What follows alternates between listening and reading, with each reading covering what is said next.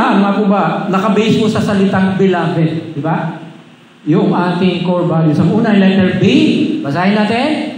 Bible-based instruction. At yun po yung mga talatang yan. Ano? Bukod sa Biblia.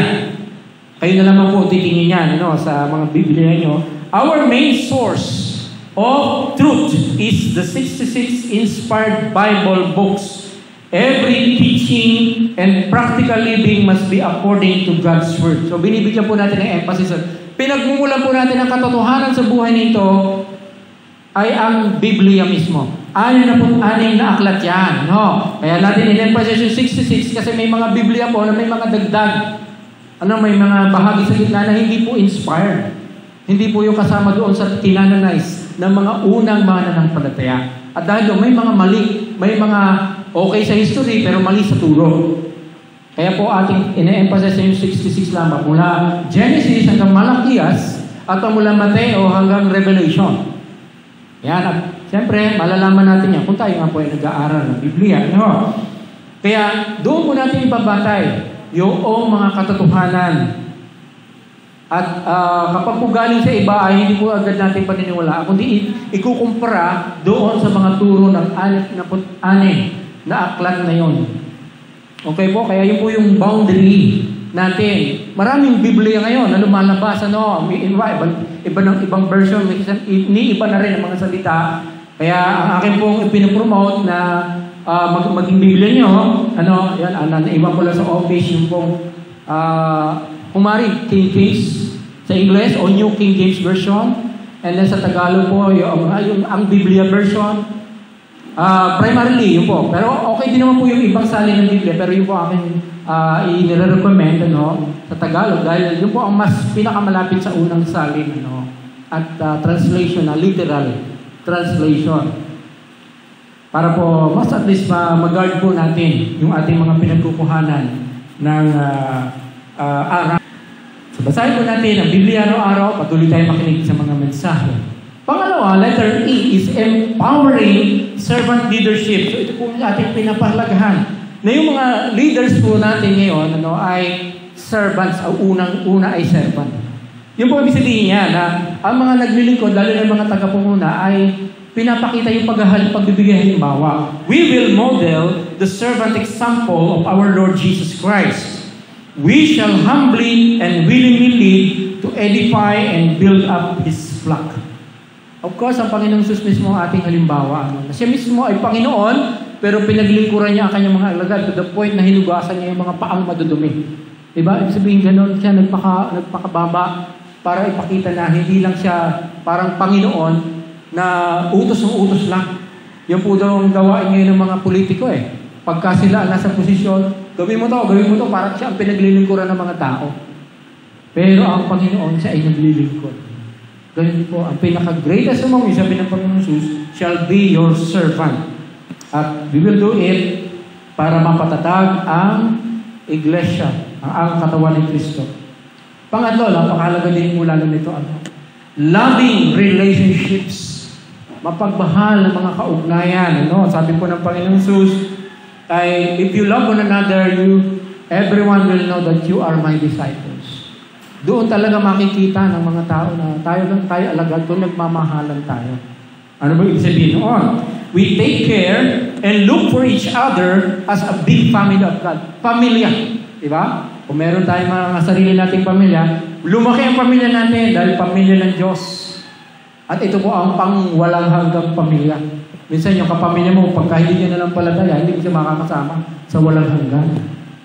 Sa impyerno siya pupunta kung hindi siya mananampalataya.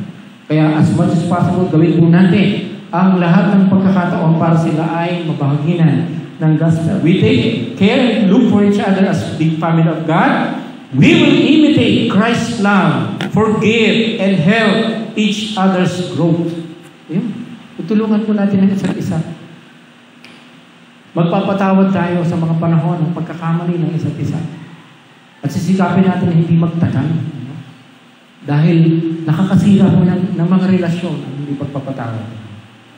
Hindi lamang sa bawat nagkakamali, kundi maging ang mga mahal natin sa buhay ay maaari din madamay.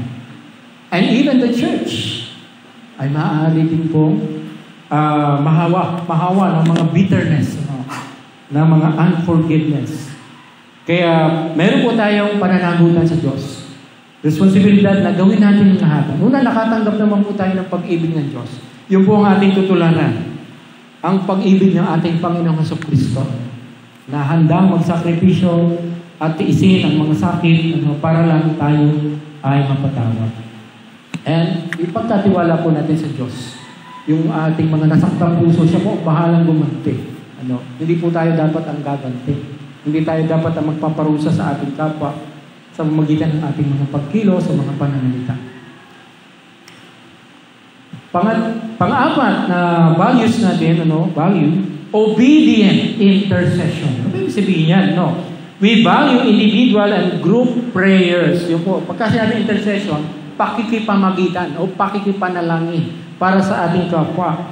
As the power center of church life, gawin niyo po center yun, instead of source. Kasi pagka ang source po talaga ng church life natin, ang Holy Spirit, pero ibig sabihin yung hub, power hub natin, yung ating tool o gawain para matap yung power ng Diyos ay sa pananalangin. Kaya sinisigaw po natin magpatuloy ang ating mga pulong panalangin kahit kakaunti ang nadalo. Kasi baka kung wala nang manalangin, ay pahina na ng pahina in church. At yung mga individual prayers din natin para sa isa't isa ay napakahalaga.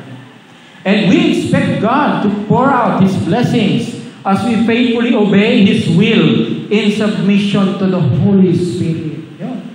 Sa atin naman pananalangin, mas magiging effective po at sasagutin ng Diyos sa ating panalangin kung tayong nasunurin doon sa mga utos niya. Marahil tayo mismo ang sagot sa ating panalangin. Minsan, pinapanalangin, Panginoon, sana po magkaayos na kami ng aking asawa o ng aking kapatid o ng sino man. Pero ang sagot doon, ikaw mismo ang umuna, lumapit. Humingi ka ng tawad, humingi ka ng sorry. At pakita mo sa kanya ang patuloy na kabaitan. Hindi ikaw yung mag-iintay. So most po na ating prayers, tayo rin ang sasagot. Tayo rin ang kailangan kumilos. Ika nga yung kasabihan po, nasa Diyos ang awa, nasa tao ang gawa. Tunay po yan kahit sa ating pananalangin. Laan naman lagi ang Diyos na tumulong, pero kailangan mong humakbang bilang pagsunod sa Kanya. Okay, and then, pang-5 is vibrant witnessing. We are empowered to serve in the world. Yan, in the world, sa mundong ito, sa komunidad. Like salt, kagaya ng asin, that preserves and provides meaningful relationships. Di ba? Ang asin, pampalasa yan Kung kumbaga sa mga relasyon, ang ating pag-witness, yan ang pampalasa sa mga relasyon. Pagbigay ng kulay, para hindi lamang pandito sa mundo ang kanilang tinatanaw, kundi para sa susunod na buhay at para makapiling ang Diyos. Doon po nagiging tunay na makabuluhan ng buhay. Beyond the sun. Hindi under the sun lang, sabi ni Solomon. Meaningless daw ang buhay under the sun. Pero pagka kilala mo na si Kristo, nagiging meaningful at beyond the sun ang buhay. And as light, bilang liwanag din. As light that guides people to come to the truth, Jesus Christ and be saved. Tayo po ay magsisilbing mga liwanag sa kadiliman. Ang kadiliman po naman ito dahil sa kasalanan. Pero tayo na lamang na kay Kristo ay magsisilbing mga liwanag na magiging guide ng mga tao palapit sa Diyos. Kaya po ang tawag sa mga kalalakihan ay salt shakers. Asin, anuhan ng asin. Ang kababaihan naman ay light bearers. Iba pa na ating mga mas makababata, So, yan po, maging vibrant po ang ating pagpapatotoo. Buhay natin ay magandang masunurin sa Diyos at dahil doon, effective na nagiging patotoo sa iba.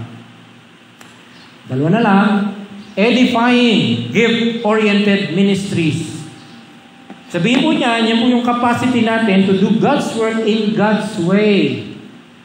Comes from His provided gifts and talents. Galing naman po sa Diyos yung kakayanan. Yung mga talento sa musika, sa pagtuturo ng Biblia, sa pag-evangelize, sa pag-serve dito sa church, pagluluto, ano man yan na maginagamit natin sa paglilingkod, galing sa Diyos. Ang kakayanan. Kailangan nating ihandog sa Kanya.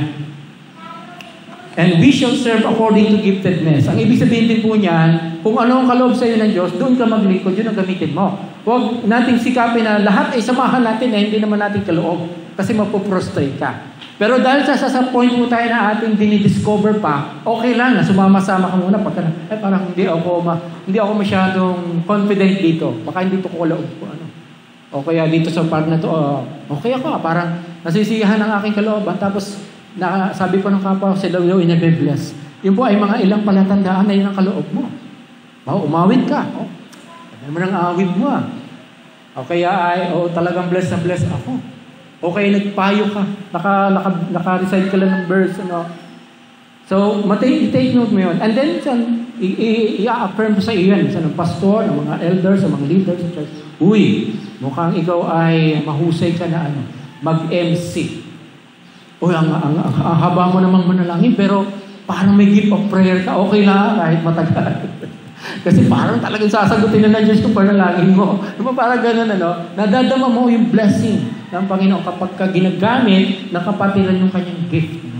So, more likely yun po. And then eventually, magkakaroon po tayo ng gift survey, para may mga sasagutan tayo. Pero yun po ibig sabihin yan, mas magiging epektibo po tayo at fruitful sa mga kapag ginagamit natin yung kaloob na bigay sa atin ng Diyos. Okay po ba yun? Yeah. Okay, and then disciple-making care groups. Yan, ito po ang napakahalaga din nating values. Our ministry goal is to produce. Produce po ang salita. More Christ-like disciples. We value meeting together, sharing learnings and blessings from God's Word, and equipping one another to make more disciples. Yun po ang ating layunin, na madagdagan pa yung mga mananampalataya sa Panginoong Kristo.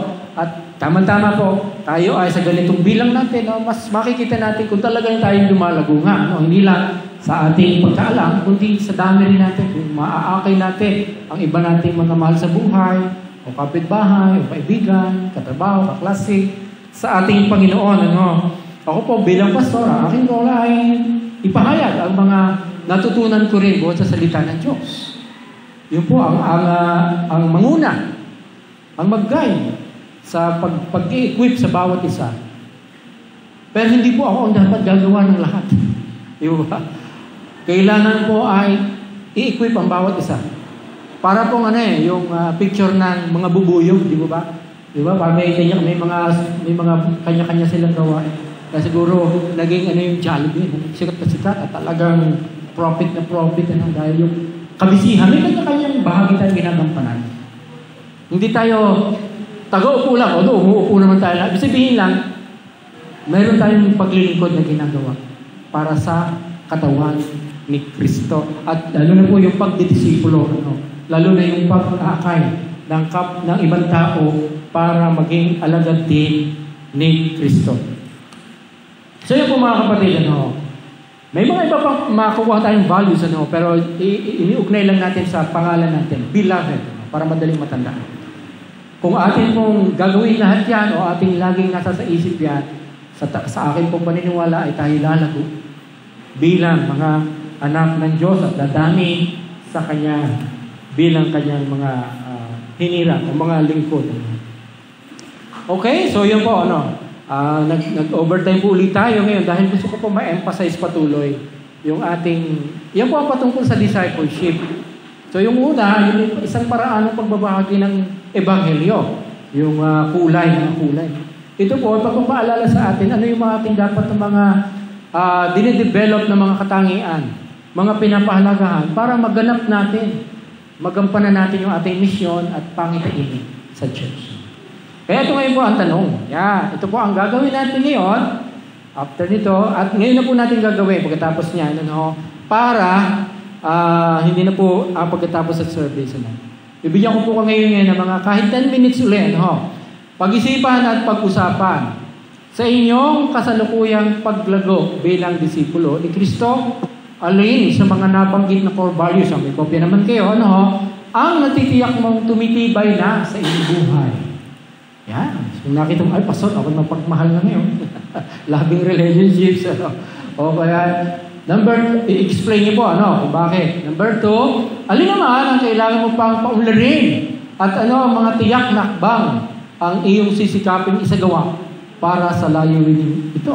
So halimbawa, parang hindi pa ako sanay magpatotoo o mag-share ng gospel. O di sabihin, yun ang kailangan mong i-focus din. Okay? Ganito po,